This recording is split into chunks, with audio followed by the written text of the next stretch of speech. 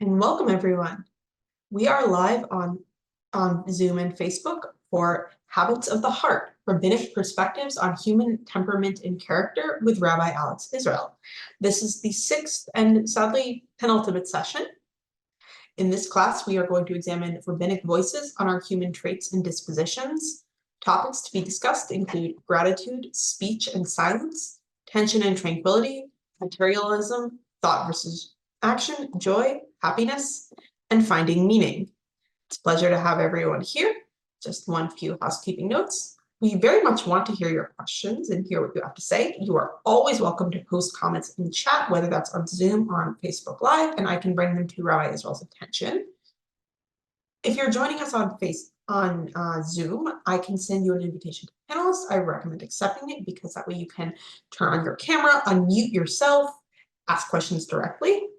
If you don't want to do that, I can still unmute you to ask questions directly. Shoot me a message in chat, use the little raise hand icon feature, and we'll do that. All I ask is if you're not directly speaking to please mute yourself. And I will post source sheets in chat momentarily. And just one last housekeeping note, as I mentioned, this is the penultimate class. This class we will be ending with 7 classes instead of 8 due to some personal reasons for Rabbi Alex Israel's end. Good reasons, but we will not be meeting as originally scheduled on the week of March 20th. And with that, I want to hand things over to you, Rabbi. Okay, great. So welcome everybody. Second, I'm adjusting my view there. Okay. Okay. So delighted to see people on this call and to see all of the people who are joining us: Sandra and Stacy, Danielle, Joyce, Kathy, Richard. Very delighted to have you all here. Welcome. I'm sorry that the course will be, we made a decision to cut off the last class of the course. In 2 weeks' time, I was just notified that my son has his what's called Tekes Kumta. When they get their berets, he's in the Nachal Brigade and they're getting their green berets after already 8 months of training. So, that's something we're actually invited to. So they scheduled it on a Wednesday afternoon. Last time we had to get there at the crack of dawn. So I guess they changed things around, but there was nothing I could do. This is like one of those moments when you really have to be there for your son.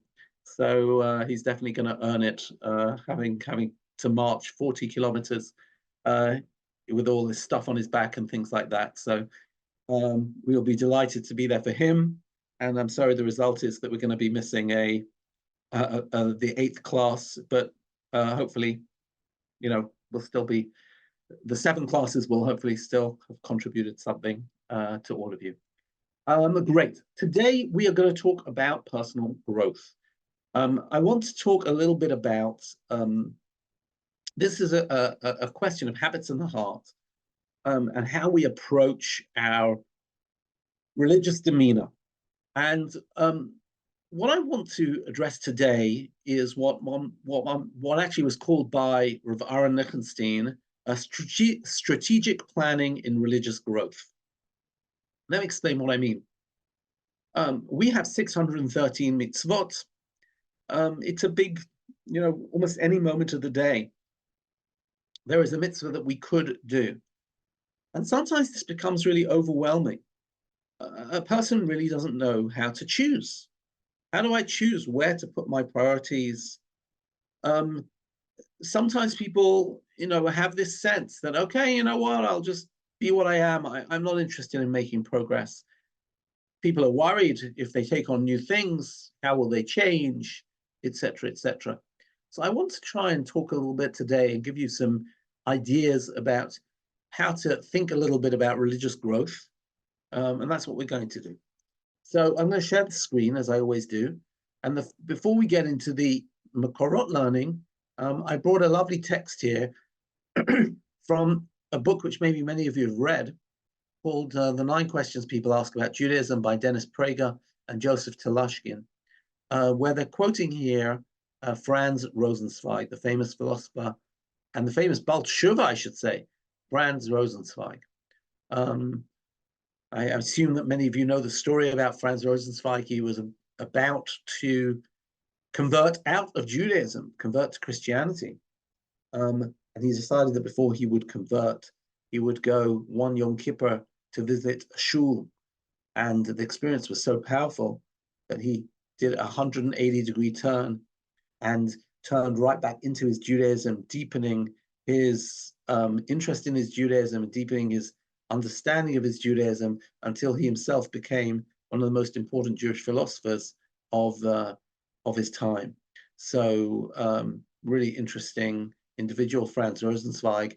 I have to say, a lot of what he wrote was in German, but when I read it in the translation, it's always stunning.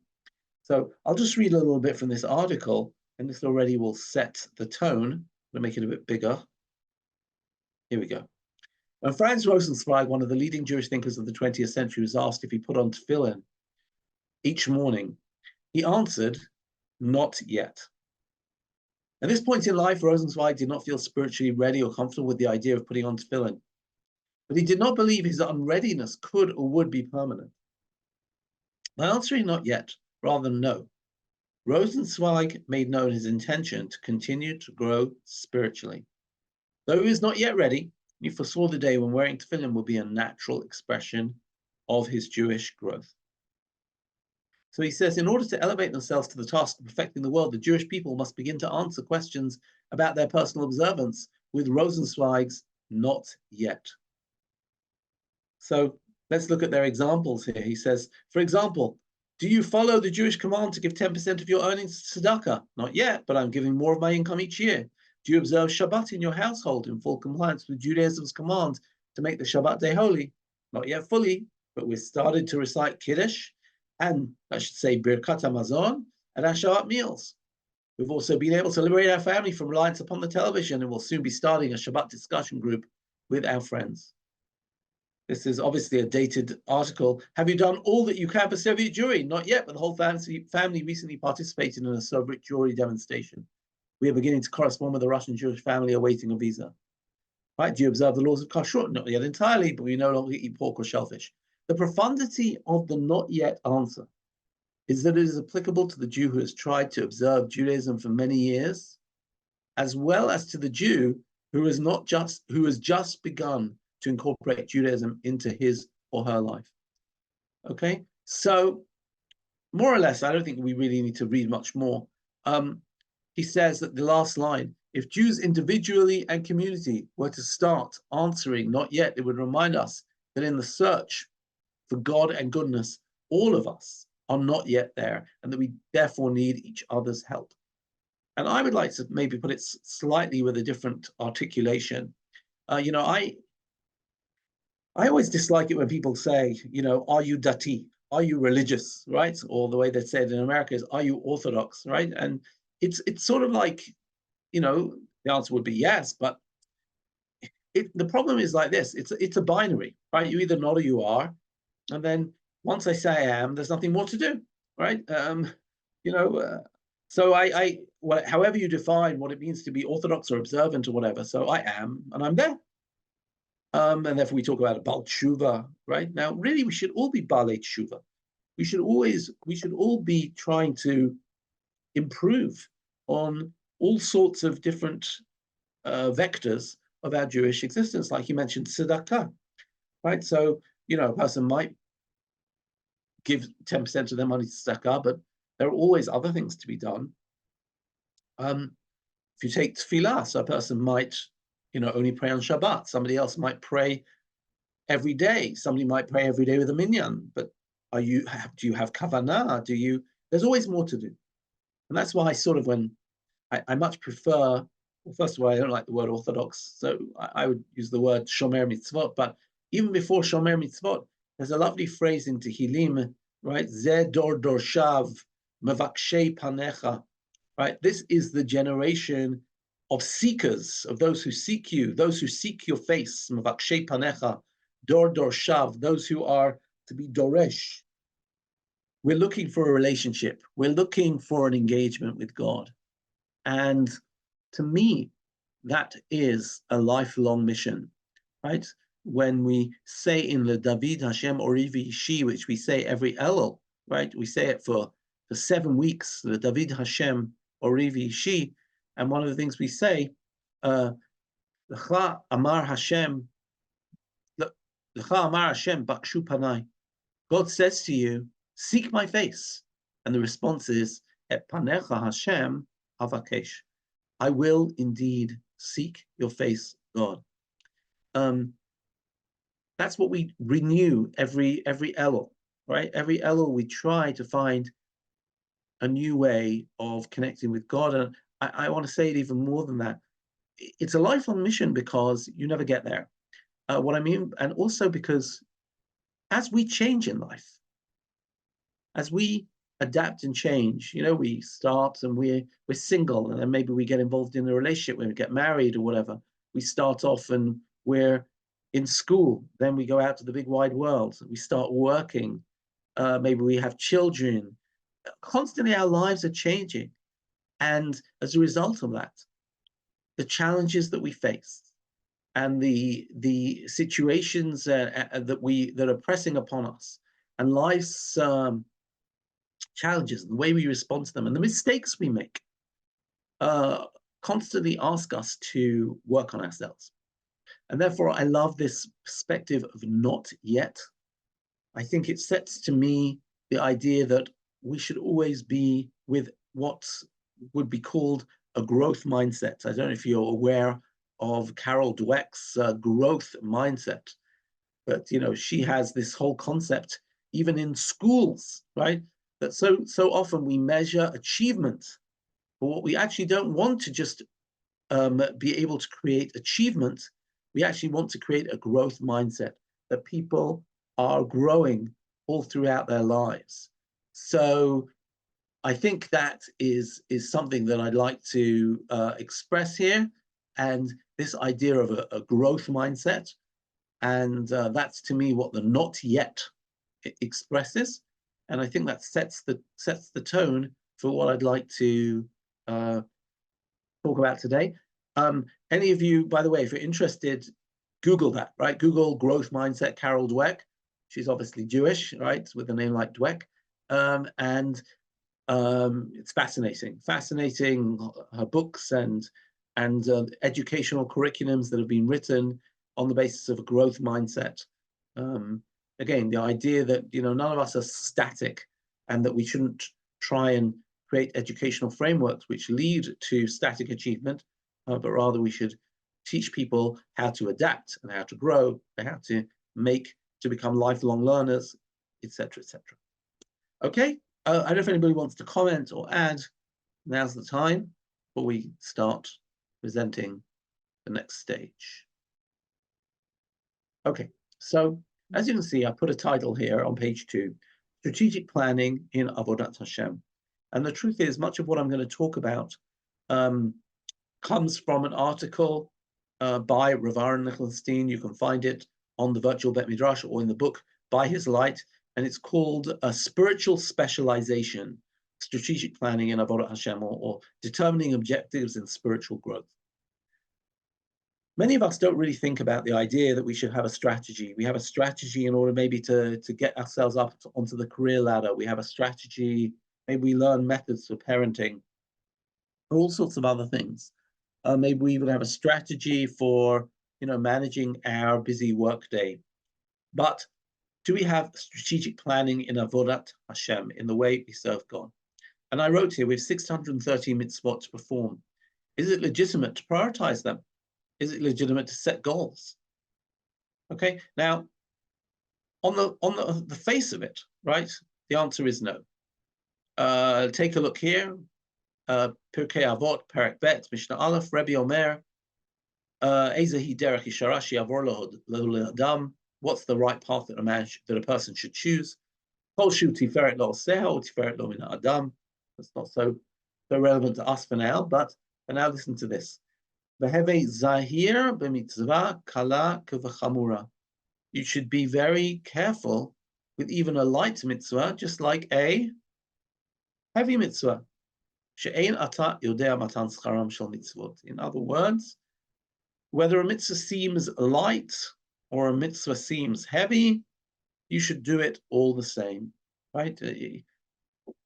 Whether something is like a mitzvah d'oraita, like saying Shema, or a mitzvah d'Rabbanan, we don't understand the relative weight of mitzvot. And he says, hefsed mitzvah, can I get schara, b'schara aveira, can I get hefseda? In other words, this idea of heve mechashev, you should be thinking about, losing out on a mitzvah rather than doing it. You know what? Am I sure I want to not pray today? Who knows what could happen to us by missing a mitzvah? And the same thing, schar aveira, can I get hefseda? Do I really want to say that lashon hara? Be mechashev. But there's here every indication that you should do everything. You should be careful with a light mitzvah like a heavy mitzvah, because you'd never know matan scharon shel mitzvot, the scoring point for mitzvot. Or if you look at the next Mishnah that I listed here, Pirkei Avot, Perek Daled, Mishnah Bet. Ben Azai says, "Ratz mitzvah kala kavachamura." Run to a light mitzvah, just like a heavy mitzvah. Uboreach min avera, and flee from sinning, because mitzvah goreret mitzvah, va'avera goreret avera, schar mitzvah mitzvah, or schar avera avera. First of all, because mitzvot all affect one another.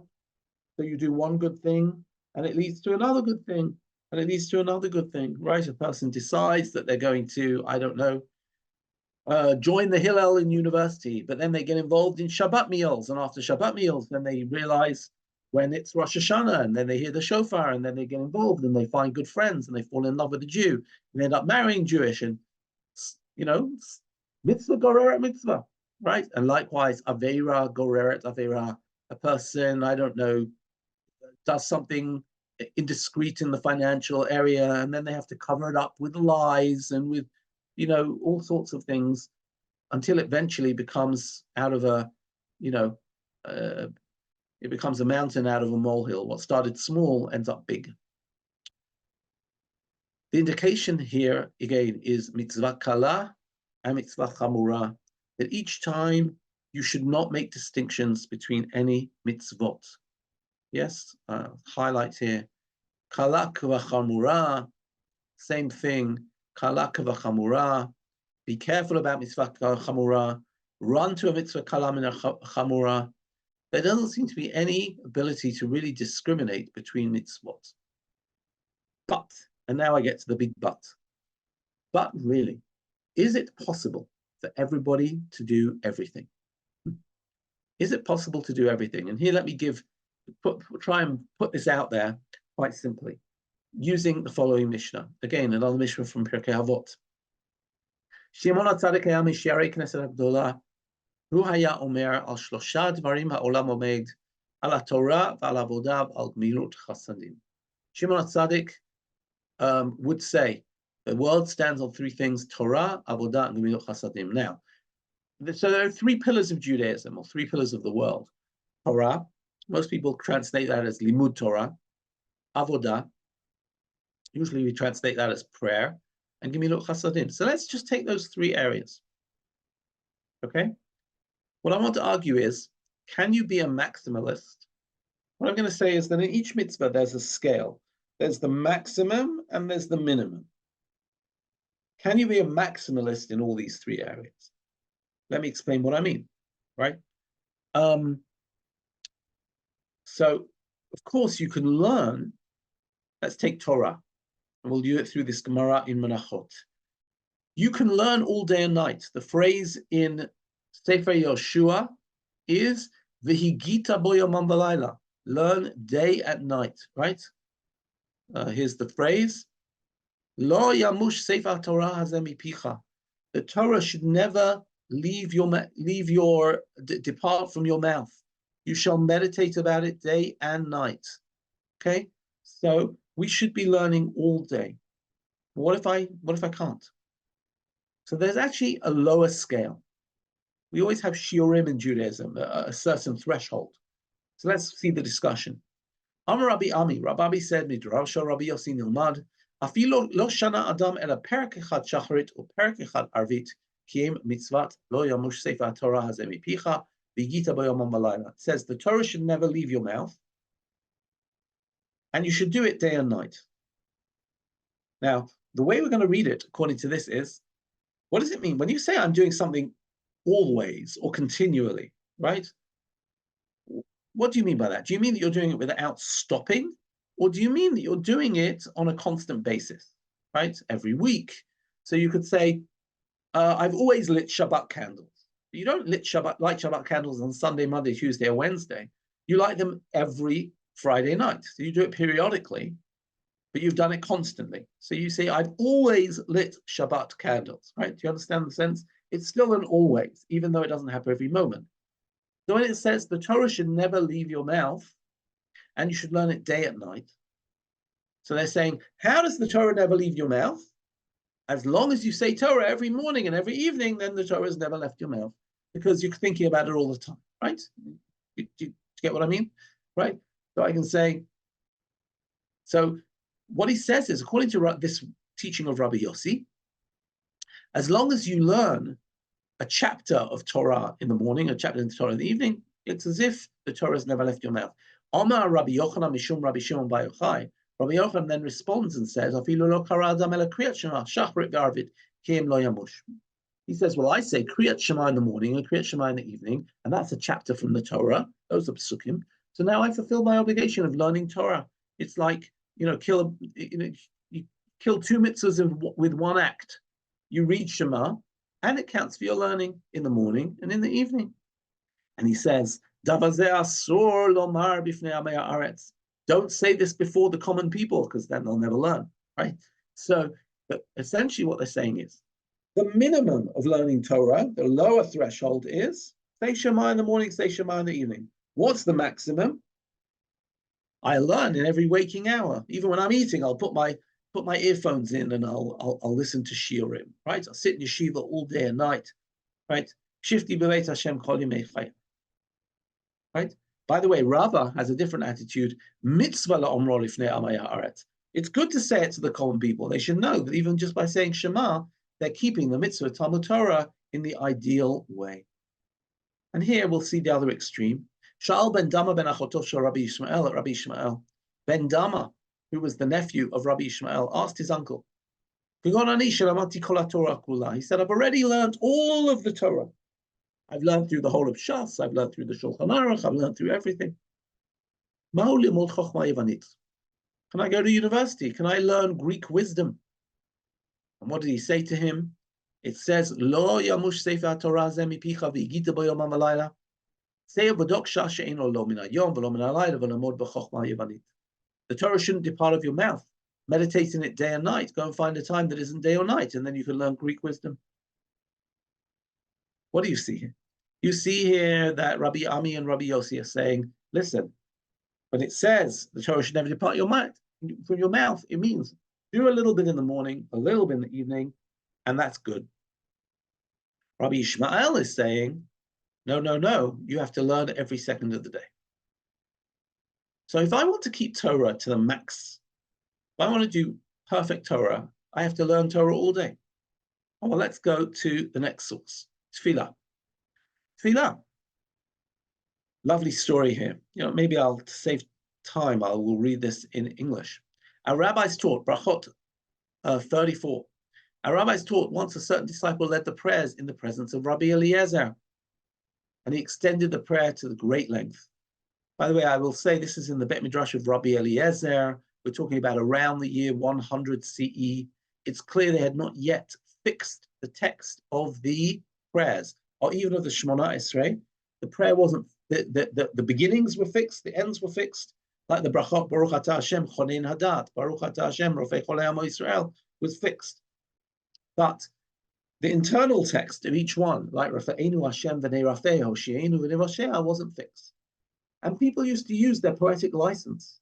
So once there was a disciple who led the prayers in the presence of Rabbi Eliezer, and he extended the prayers, right? He ma'arich yoter midai. He added all sorts of poetic license into the prayers. The disciples turned around to the rabbi and said, Kama archanu zeh. Gosh, this guy is going on and on and on. So the rabbi said to them, is he drawing the prayer out any more than Moshe? Because it says with Moshe that he prayed before God for 40 days and 40 nights. Okay. So then another time, a disciple led the prayers in the presence of Rabbi Eliezer, and he cut the prayer very short. The disciple said, this guy is like, he's rushing through it. What's going on? He replied to them, is he more concise than our master Moshe, who prayed 5 words, El na rafa nala. He prayed when Miriam was sick with leprosy. He said, heal her now, God, I beseech you. El na rafa nala. What am I saying? In order to pray, you have a minimum threshold of 5 words. You have a maximum threshold of 40 days and 40 nights. Moses did each of them. He did both of them. But basically, we have somebody who prays and prays and prays, and Rabbi says, well, that's okay. And we have somebody who does things in a very concise way. That's okay too. Okay? And I should have brought the third example, which is Gemilut Chasadim, but I'll give you the example. And the example is very clear. Take, for example, the mitzvah of, I don't know, burying the dead, okay? Going to a levaya. It's a mitzvah, one of the most important mitzvah. We call it chesed shel emet. Well, the Talmud says that all you need to do for a funeral is to walk arba amot as part of the funeral procession, to walk 4 cubits, 6 paces with the funeral procession. You don't need to do more than that. If you see a funeral going past and you want to fulfill the mitzvah of accompanying the dead on their last final journey, all you need to do is walk a few paces. On the other hand, of course, one can do much more than that. I remember one of my oldest son, we called him after his great-grandfather, my wife's great-grandfather, his great-great-grandfather, and he had lived upstate New York, and we never knew him. So we asked my wife's grandfather to tell us a little bit about his father. And he told us an amazing story that his father had lived, I think it was in Poughkeepsie, New York. And at the time, there wasn't, it was difficult. People used to work on Shabbos. He said when he became the president of the shul, he stopped working on Shabbos, but he was, by trade, he was a tailor. And he was in charge of the Chevra Kadisha. So every time somebody used to die, he would close his tailor shop and he would travel on the train to New York and he would go and get the burial certificate and he'd travel back to Poughkeepsie. He would then stay in his clothes shop and he would sew the burial garments.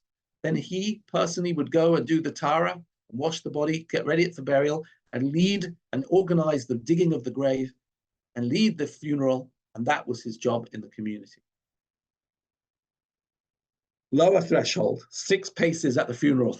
Upper threshold, sew the garments for the funeral, arrange the, do all of that. My goodness, right? What a huge. Now, let's say I say, listen, yours is not to reason why. All you have to do, have a ratz mitzvah kalak v'chamura. You can't decide what's an easy mitzvah. So I'm going to do maximum Talmud Torah, maximum tefillah, maximum gemilut chasadim. You can't. You're meant to be learning all day and night. You're meant to be praying for 40 days and 40 nights, and you're meant to be attending to all the needs of the dead. Something's got to give. Even if you need a few, even if you only sleep 3 hours a night, you still can't do all of that. In other words, what I'm trying to impress upon you is that inevitably, because there's only one of us and we only have 24 hours in the day, we all have to choose. We all choose what mitzvot we're going to put our emphasis on. And now the question is, if that's true, how do you choose? How are you meant to choose when it comes to mitzvot? How are you meant to decide what is the place to put the emphasis? How are you going to decide how you strategize? How are you meant to make those calculations? Now, by the way, some of you might say, listen, there's some mitzvot which I can do without, right? I don't really want to be doing that. That mitzvah's irritating, right? I don't know what you might find irritating, but let's say somebody decides, listen, this thing I just just cannot do. Is there a possibility of that? So it's interesting. We do have an example of that. And that's the case of Ben Azai. I'm sorry there's no translation here. I thought there was. Hold on, let me check the rest of the sources. I hope I did put. Okay.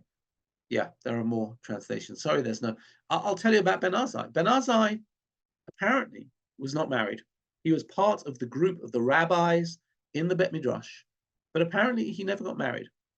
And when the topic came up to discuss having children and the mitzvah of Peru or Avu, having children, Ben Azai issued his opinions. Take a look here. We go back to Rabbi Eliezer. Rabbi Eliezer says, if you didn't try and have children, of course, some people unfortunately would like to have children and they're not able to. We're not talking about that. He says, you try and have children. So he says, if somebody didn't try to have children, it's as if you have shed blood. Quite a terrible statement. As it says, why do they say that? Because it says in Bereshit, in the story of Noach, Shofech dam adam ba'adam damo yishafech, and afterwards it says Pururavu. So it says, be fruitful and multiply, but the verse before spoke about murder. If you don't try and do A, it's equivalent to B. By the way, this is a rabbinic discussion in the Talmud, and we're going to take it as a discussion between the rabbis. No women's voices, by the way, in this particular sugya.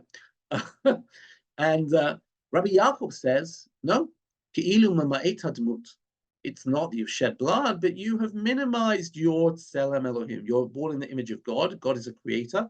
And you have somehow eclipsed your tselem Elohim. How do we know? Because the verse in Bereshit, chapter 1 says, Ki b'tselem Elohim asayta adam, because man was created in the image of God, and afterwards Pururavu. So when you have children, you are expanding your image of God. If you don't have children, you are minimizing your image of God. So there's an argument between Rabbi Eliezer and Rabbi Yaakov all about having children and how important it is, and try and make an effort in life to have children. And now in pipes Ben Azai. Ben Azai says, I agree with both of you. Ki'ilu shofech damim umameit admut.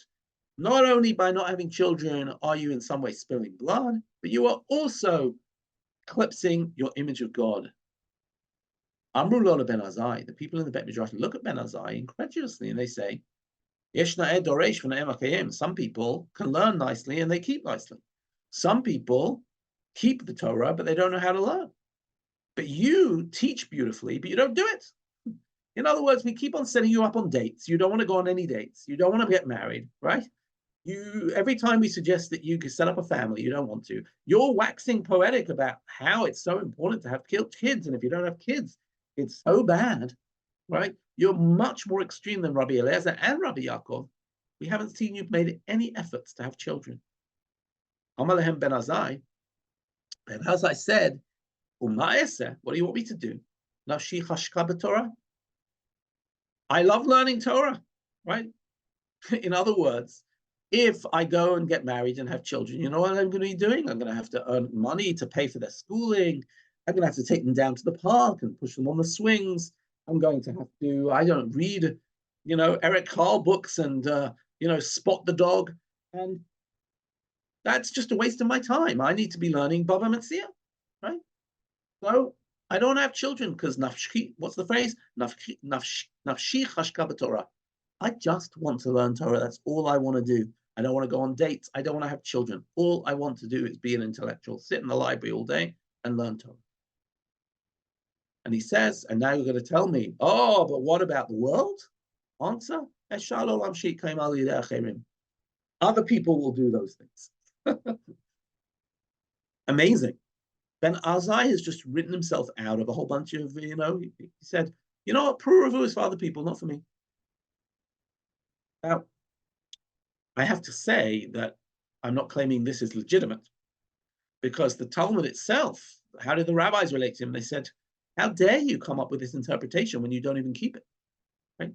If you're in the Bet Midrash and you're discussing areas of observance, at least you should stand behind that observance.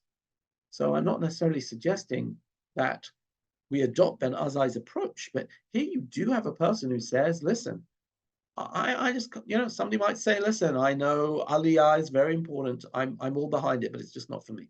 I can never cope living in Israel. It would kill me, right?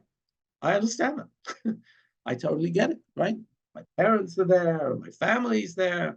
I can't live that lifestyle. So there are times when we make a decision, like Ben Azai, that there are things we can't do. I'm just putting that on the table, but I'm going to go back to our original thing and say, okay, assuming we really want to do everything, how do we choose? What I'm trying to say is, we said that there's a lower threshold and an upper threshold. So I can't be a maximalist in every area, okay? So how do I decide, what dosage of mitzvah I should do, what volume of chesed I should do, what volume of learning I should do? Do I always remain at the low minimum, or do I allow myself to be at the maximum? How do I decide the relative volume of different? And here I want to give you a fascinating approach, which we're going to call spiritual specialization, picking a personal mitzvah. And let's take a look at what it says here. Amar Rabbi Nachman. Let me introduce this. What this is a passage in Masechet Shabbat, where different rabbis say that they had their own pet mitzvah. They each had a mitzvah that they really loved, and that they say, give me credit for this. So Rav Nachman says, Teiti li dekayem et shalosh su'udot b'Shabbat. I should get credit because I always have shalosh seudos. I always eat 3 meals on Shabbat. I don't think that's important, but didn't we just say? So clearly, he was really into shalosh seudos. That's my mitzvah. Amar Rav Yehuda, Teiti li dekayamet iyun tefillah. You know what I do, says Rav Yehuda? I spend a lot of time studying the prayers. That's my mitzvah, right? By the way, I love that one. Iyun tefillah, right? Because I think so often in our circles, we say that people should pray, but we never spend much time on iyun tefillah, on studying the prayers. Amar Rav Huna b'rei de Rav Yoshua, Teiti li de lo sagina arba amot b'giloi rosh. Give me some credit because I never go even 4 steps without my head covered. Amar Sheshet Teiti li dekayem mitzvat tefillin. That's an interesting one. Well, he's saying the other people didn't do tefillin, right? Give me credit because I wear tefillin. Maybe he means all day, right? In other words, other people put on tefillin for shacharit, but I wear tefillin all day. Amar Rav Nachman Teiti li dekayem mitzvat tzitzit, right? Give me credit because I wear tzitzit. Interesting. Let's see an example of this. Amalei Rav Yosef Rav Yosef b'rei de Rabbi. One Rav Yosef talks to another Rav Yosef, the son of Rabbi, and they asked him a question. Avuch b'mai zahir tefei. Your father, what was he particular about? Amalei b'tzitzit. He was very particular about tzitzit. Yom echad havas kasalik b'darga. One day he was going up the stairs. Ifsik lechuda. So they had their tzitzit probably on their long robes, and as he's going up the stairs, the tzitzit get caught under his feet, and one of them tears. One of the strands tear.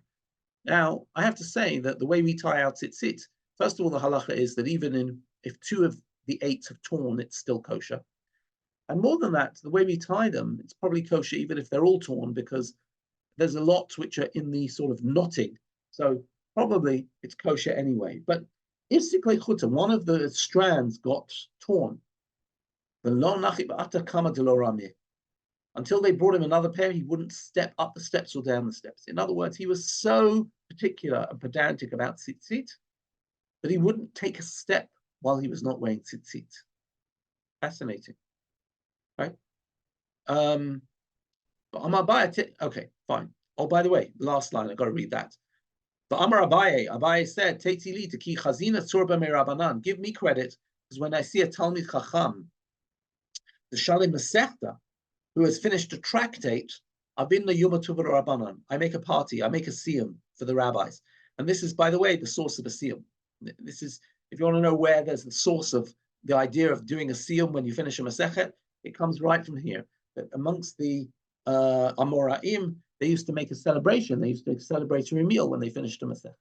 Now, what's going on here? So look at the Ritva, which you see here. And the Ritva says the following. Teiti li, he says, I היה זהיר בזו לעשותה ככל דקדוקיה וכוחותיה לגמרי. And this is the key line. What he says is that all other mitzvot he would do on a sort of standard level of observance. So when it came to, let's say, a funeral, he'd go to the funeral like everybody else. When it came to tzedakah, he'd give tzedakah like everybody else. When it came to davening, he'd daven like everybody else. But each one chose one mitzvah, which would be their special pet mitzvah. It would be their special mitzvah. It came kol tamid chacham ra'oi lo lik, and listen to this. Kol tamid chacham, every scholar, ra'oi lo likvol atzmo mitzvah achat v'kiyuma k'ilchata. Every scholar should choose one mitzvah to keep it absolutely. What's this idea? That everybody should choose one mitzvah to be particularly stringent about, or to be particularly enthusiastic about. So I would say this. Oh, it's not me saying it, actually. Rav Lichtenstein is the one who said it. You know, there is a sort of a liberal arts education. Liberal arts education wants you to know a little about lots of things, right? Wants you to be well-versed in literature and in science, and to know something about sports, and to be able to know something about, great books, and to learn a language, all those things. And then there's the British way of education. When I went to university, people who were studying history studied history. That was what they did for every single course in university, right? People who are studying politics did politics. That's what they did. Now, there's an advantage of a liberal arts education that you know something about everything. But there's an advantage of a specialized education that you get to a really intense level. I'm making some sense. And even in a liberal arts education, what do? You have a minor, you have lots of minors, and then you have a major, because you want to experience what it is to really thoroughly investigate and probe something, so you really understand what learning is about. Right? It's important to have a broad platform, but you also want to go deep. I'd sort of say that's I'll give you a personal story, which maybe will explain. The Shulchan Aruch says that when you wake up in the morning, you shouldn't speak, you shouldn't talk before you go to daven. The first words you should say should be to God, so to speak. So I was like in a dorm room in yeshiva with three other roommates, and to be quite honest, we used to get up in the morning, we used to get dressed, we used to wash our hands, and we didn't talk to each other. And we literally didn't talk in the morning, and we'd go to shul. And then after shul, we were all very friendly in the evening, but in the morning, there was no chatter in the room. And then I got married. And my wife says, "Why aren't you talking to me?" And I said, "I don't talk before davening." She goes, "Well, you're talking to me." And I said, "Well, no, I really don't do that." And she says, "Well, this is going to change." And, and then I had a lovely little boy. And my lovely little boy used to get up at 5 in the morning, and I ended up reading him all those lovely children's stories, right? And sometimes for hours, shul's at 8:30 on a Shabbos morning, and I've spent 3 hours reading children's books. So that totally went out the window, that idea of like not talking before davening. Now, there was something very special to me and very dear to me about not talking before davening, but at a certain point, something in life jogged me to have to really understand that I had to go back to the sort of standard mode of existence, and that what I'd sort of taken as a chumrah, I couldn't do. But to be honest, I felt something was missing, because there was some area of my life where I'd been for want of a better word, an extremist. I'd taken something to an extreme. A purist maybe is a more positive tinge on that word. I'd been a purist on something. So I think what this is advocating is, take a standard level of observance in your Judaism, but you know what you want to do? You want to take one mitzvah, which you really, I don't know how you choose it. We're going to have to think about that. One mitzvah where you really do it kehilchata. You do it, right? I'm reading the Ritva. You do it as, that's your major, right? Everything else is your minor. But something you really identify. It could be chesed, it could be tzedakah, it could be, it could be a prayer, it could be, you heard somebody did shalosh shudas, right? Another person, it was wearing a kippah, right? So very interesting, because then you experience a real sense of, like, what we call it, Mesirat Nefesh, a sense of true dedication, uncompromising dedication. On all other things, we have to take other factors into account, right? But sometimes in one area of our Judaism, to take that as a sort of like something I'll never miss. Anyway, something to think about. And here's another way. So I was saying, when choosing mitzvah, assuming that we have to choose mitzvah, there is this interesting tradition of selecting a particular mitzvah and using it in order to help fire up a sense of idealism in our Avodah Hashem. That's going to be method number one. Method number two is also to choose a mitzvah, but here's a different mechanism. Just 1 minute. Yeah. Just want to make sure what I've got here. Okay, so here's a different mechanism. Vayikra Rabbah. Vayikra Rabbah says this: B'zot yavo Aaron el HaKodesh, and they quote a pasuk from Mishlei. And Mishlei says, Ki b'tachbulot taseh lecha milchama. Ki b'tachbulot taseh lecha milchama. Tachbula means a sort of like a trick or a underhand method. Anybody here on the call know which Israeli army unit this is their motto? Ki b'tachbulot taseh lecha milchama. It is the motto of the Mossad. Okay, do war through trickery, right? Through tachbulot, through all sorts of sneaky ways and clever ingenious, right? This is, I'm not joking. This is on the if you look at the letterhead of the Mossad, I'm not sure why you'd ever see their letterhead, but this is their motto, Ki b'tachbulot taseh lecha milchama, the motto of the Mossad. And now, that, as Midrash always does, it's going to play with the word. The word tachbula means a sort of a clever method, but they're going to connect it to the word chavila. Chavila meaning a packet door. So he says, Rav Natan bar Rabbi b'shem Rabbi Simon said, Im asita chavilot shel averot. If you've done all sorts of sins, asay kenegdan chavilot shel mitzvot. What should you do? You should do, to counterbalance them, all sorts of mitzvot. Let's see what we're talking about. And they're going to contrast Mishlei chapter 6 with the Shema. Let's say you had Einaim Ramot, haughty eyes. So what should you do? You should do a mitzvah between your eyes. Lashon sheker, let's say you have a lying tongue. You should use your tongue for something good. Right? Teach your children. Yadayim shofchot dam yaki. If your hands perform murder, it's getting a bit extreme. Ukshartem le'ot al yadecha. Put tefillin on your hands. Horesh machshavot aven. Vayu devarim ha'ela al levavecha. So if your heart is thinking bad things, you should put these good things on your heart. Raglayim amarot larutz lara'ah. Right. In other words, basically, what is the Midrash saying? The Midrash is saying that don't choose. Before we suggested that everybody should choose a mitzvah, and everybody should choose a mitzvah maybe that they particularly like.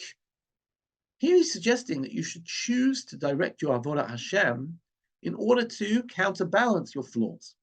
So if a person maybe finds themselves, I don't know, talking lashon hara, so a person should, in order to counterbalance them, realize, right, that they should do something which will somehow counterbalance that. Am I making some sense? Now, the Tzidkar Tzaddik, which you can see here in the next source, is going to say it in even a nicer way. So let's take a look at the Tzidkar Tzaddik. Hold on. And Tzidkar Tzaddik says the following, and this is some reason off the page. So I'm going to tell you what the Tzidkar Tzaddik, but we're going to read it in English because somehow the Hebrew got unformatted. Okay? I think we're stuck reading it in English. And he says this: each person knows that precisely in the area in which his inclination attacks him greatly, he becomes a prepared vessel in precisely those matters to be clean and purified. Let me explain. How am I going to explain this? I'll explain it very well. Imagine there's a kid in school who's always got the wisecracks. He's always disturbing the class, right? He's the kid who's always like coming up with some wisecrack, and all the kids burst out laughing, and he disturbs the class all the time, right? Or imagine a child in school who's very, very hyperactive and can't stay in his seat, right? So he says, precisely in the area in which your inclination attacks you, it becomes a prepared vessel, and precisely as matters to be clean and purified. What do you find? You frequently, I found this in my chevra for sure, that the kids who messed around in school the most have ended up being really successful adults. They're frequently the gabbai of the shul. The guy who was making all the jokes in class is now making the jokes in front of the shul, but he's leading the shul fantastically, right? And that kid who was couldn't sit still in class he's probably got ADHD, and he's a whirlwind of activity, and he does tons of stuff for either his company or for the Jewish community or for all sorts of good things. What the Tikkun Tzaddik is actually saying is that actually nothing we do is definitively bad or good. What we have is sort of energies or inclinations, right? So, he says, in an area in which your inclination attacks you greatly, it's a vessel for those things to be clean and purified. I know a guy who's really bookish, right? And his parents spent his childhood saying, why don't you go outside and play with all the other kids? You should really go and play basketball, okay? But now he runs a publishing house, right? In other words, his love of books, right? He found an outlet in order to do that. And he says, right, in matters when she sins greatly, he should know he's being prepared. He is becoming a prepared vessel to be precisely in that matter in which he sins, clean and pure of heart. Therefore, Chazal say that in the limb in which a sin was committed, there's a mitzvah to be done in it. Again, let me explain. I think what he's saying is, the way he's interpreting that midrash, is that if I find myself sinning in a particular area, I should realize, to borrow a phrase from Star Wars, that, the force is strong in this particular area, right? And if the force is strong, it's coming out negatively, coming out in a toxic way. But if I could probe where that strength lies within me, I would then be able to understand how to channel it in a positive way. And there are no goods or bads. And therefore, dafka in the area in which I sin, I should find my mitzvah, because I should find the way to improve. Because if I just take that energy and I can orient it in a positive way, then I will find that I'm doing something very positive. So let me maybe summarize, because I see our time is coming to it more or less to an end. Let me try and summarize the whole mahalach that I've tried to do in this shiur, and then people might want to add something. We started off with Franz Rosenzweig's Not Yet Judaism, and the idea that we've always got something to improve in. And I said, but how do we choose? Because we're told we're not meant to pick between mitzvot. And what I said was, inevitably we have to choose, because admittedly there's a lower threshold of mitzvot, but all mitzvot have a higher threshold. And if I want to be the best Jew I can be, inevitably I'm going to have to choose where to put my energy. So how do I choose? So some people could choose not to do a mitzvah at all. That's Ben Azai, and everybody will decide for their own personal reasons if there's an area that they don't want to be doing. But that put aside, we saw an interesting model that there actually is a rabbinic tradition to be on a standard level of observance across the board, but to pick one particular mitzvah which appeals. Now, how would you choose that mitzvah? Right. So now we've got a few models. A person could say, well, I've sinned in a certain area. I haven't been very good in the community. So you know what I'm going to do for the next year? I'm really going to volunteer. I'm going to force myself to join a committee, because I've found myself like really having a hard time with the community, and now I'm going to put my efforts in there. I once had a friend in yeshiva, and he walked up to me one day at the end of the morning learning, and he said, "See that guy over there?" And I said to him, "Yeah." He says, "I hate him." I said, "David, why do you hate him?" He says, "I don't know. I just hate him. He really irritates me. I don't like the way he eats, and I don't like the way he speaks, and he really irritates me." I said, "What do you want me to do about it?" He says, "I don't know, but it's bothering me. I hate him." The next day, I came into the Bet Midrash, and they're learning together. They've got a chavruta. I went up to my friend David. I said, "David, what happened?" He says, "It was bothering me that I hated so much. I had to become friends with him. And he's actually quite a nice guy."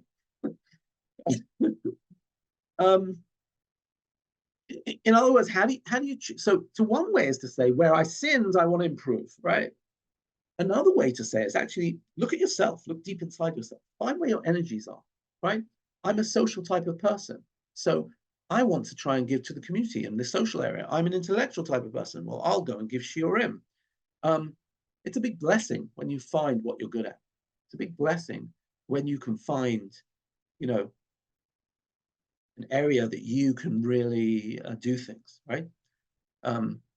Again, I can talk from my own personal yeshiva experience. In every yeshiva, the big, slam dunk in the yeshiva is to have a chiddush, right? You find a chiddush, and every shir is meant to have a chiddush and a novelty. And I had a book on my desk to write my chiddushim, and after 3 years in yeshiva, it had 2 ideas in it, right? And I thought, I am the most failed yeshiva bacher. I am never going to get anywhere in the world of Torah. And one day, I had a reflection, and I said, you know what? I'm really bad at making chiddushim. I'm also not a particularly adventurous person. I'm a pretty conservative, safe person. But then suddenly I said, but you know what? I'm really good at teaching other people's chiddushim. I know how to really present other people's chiddushim. And that was when I realized I should divert my energies not to being a Rosh Yeshiva, but instead to being a teacher. I don't need to come up with my own novel ideas. I'll teach other people's ideas. That's great. When you're able to find your energy and your energy sits well with you, that's a true blessing. And if we can find that in Avodat Hashem, somebody might say, listen, I'm just not good at davening. I'll do a quick shacharit, I'll do a quick mincha, but you know what? I'm really great at learning. I'm great at chesed.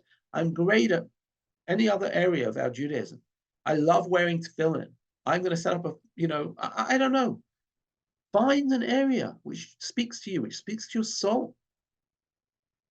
And I'll say even a third way. A person might turn around and say, well, you know what? I'm going to decide my special mitzvah according to where I am at this place. I'm in university now, so I can be in charge of the kosher canteen, and I can make sure that more people eat kosher at a good standard. Now I'm a mom, right? As a mom, so I'm going to be the best mom I can be.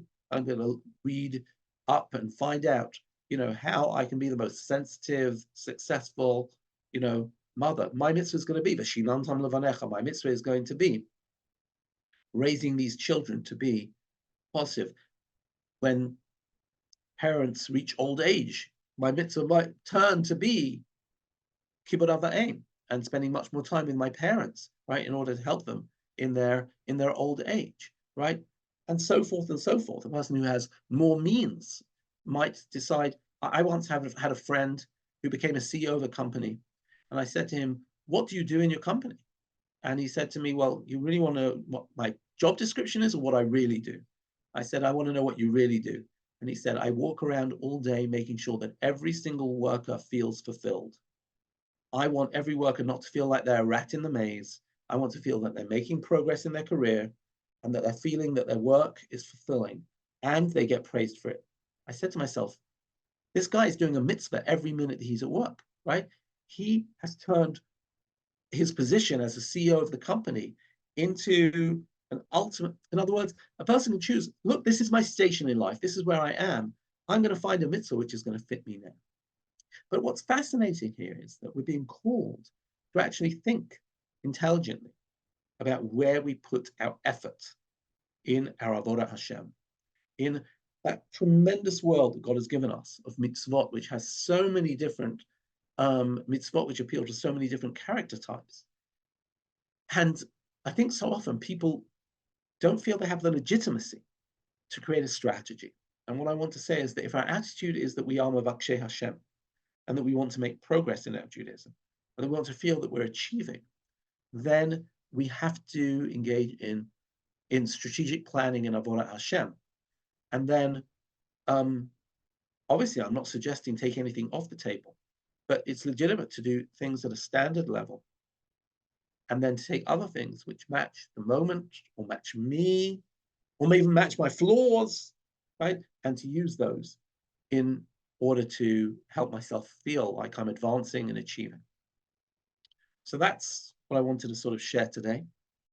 I don't know if anybody has a comment or a question. No particular comments coming from the Facebook feed. Thank you, Danielle. Great.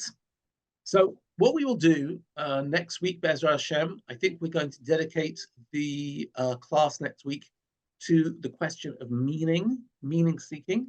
And we're going to talk a little bit about that. And I might ask Kayla to send out a video, a TED talk to watch before class tomorrow. So I've got class next week. So if you get an email with a link to a TED talk, it's a really good one, really worthwhile watching. And it'll be called The Power of Happiness. And try and take a look at it before next class. Okay. I'll be happy to send that out. Okay. And I just I'll send it to you. I'll send it to you today. All And right. Fantastic. Great. Lehitraot. Two housekeeping notes. First, as mentioned at the beginning of the class, this class will be ending next week. We will not meet on March 20th because Rabbi Israel's son is having a tekes. I'm sorry, I didn't catch the name of the type of tekes. And to remind you, people, if you are joining from outside the US is switching over to summertime and jumping 1 hour forward this Sunday. So if you are joining in from Israel, you are now 6 hours ahead instead of 5. And with that, take care, everyone. And I'm looking forward to learning with you one last time next week. Goodbye.